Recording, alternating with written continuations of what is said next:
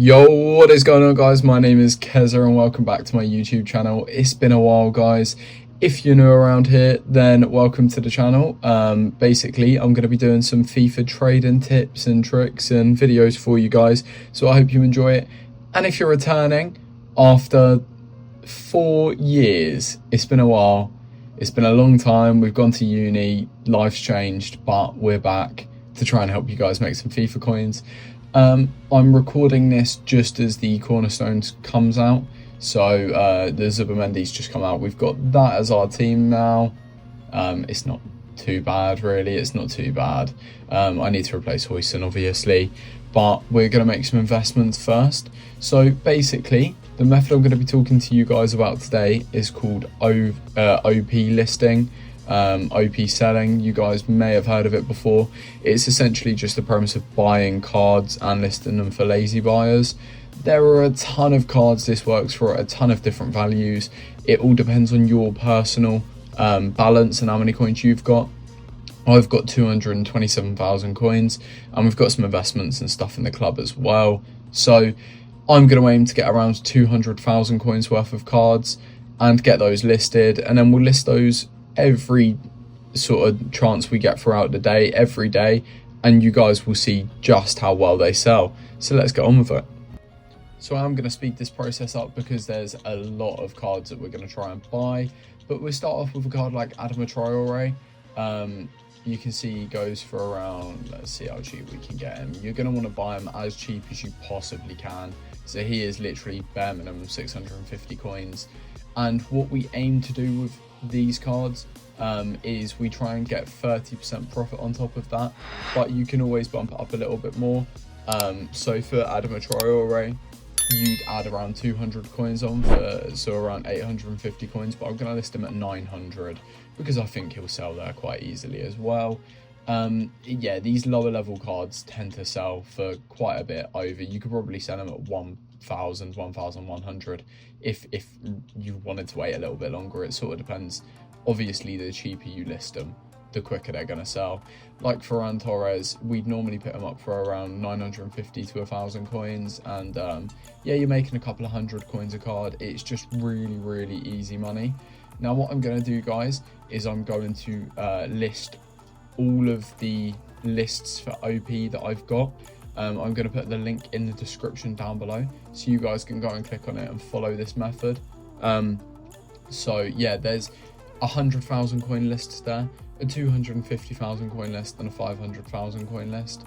And it basically just depends on your own personal budget, how many coins you want to spend, and yeah, how many coins you want to play about with. Obviously, the higher lists come with more profit, but they also don't sell as quickly. So yeah, it's just down to how quickly you want to sell and how much profit you want to make per card, really.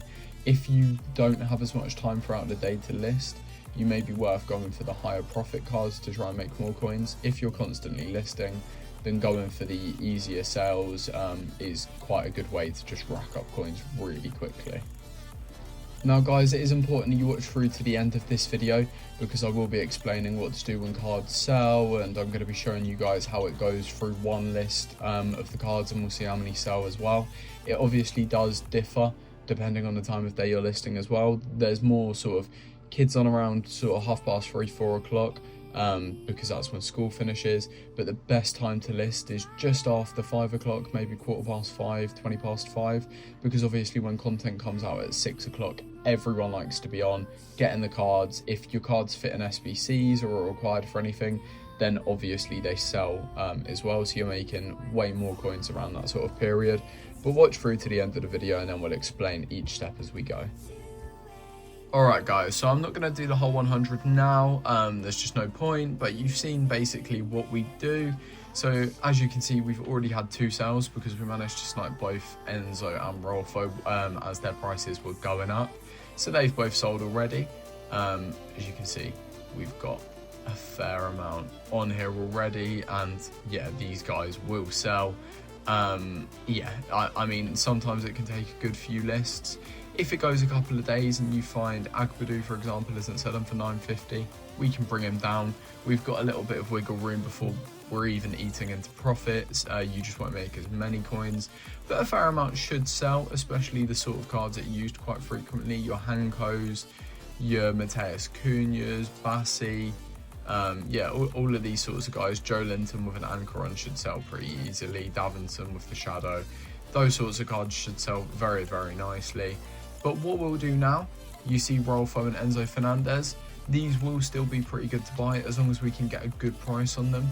So we know that Rolfo, we don't really want to be paying more than sort of 1,300 coins because that's the standard for her. But you can see how frequently they get listed. That was literally the first search, and there was one there.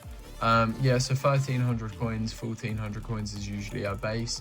So if we can pick it up for 13, oh, it's so slow to snipe now. But we will do. We'll have a quick look at Enzo. You can also pick him up for the 1,400. I mean, they will still sell, as even if the market drops a little bit. So Enzo's the same. He's going for around 1,400. We can still pick him up and then just list him. We'll put him up for 1,900, and again the same as Rolfo. They will sell. It may just take a little bit longer. So that's basically the concept. The whole list is going to be linked in the description. It may be behind a 99p paywall simply because bots will just absolutely run ragged with it. It happened a couple of years ago when I showed this exact same method. The market went a little bit sort of up with all of these sorts of cards because the bots were just mass buying them. But we'll see how it goes. It could be at first we keep it normal, and then if the bots are run ragged, we may change it. But in there you will have access to the 100k list, the 250k list, and the 500k list.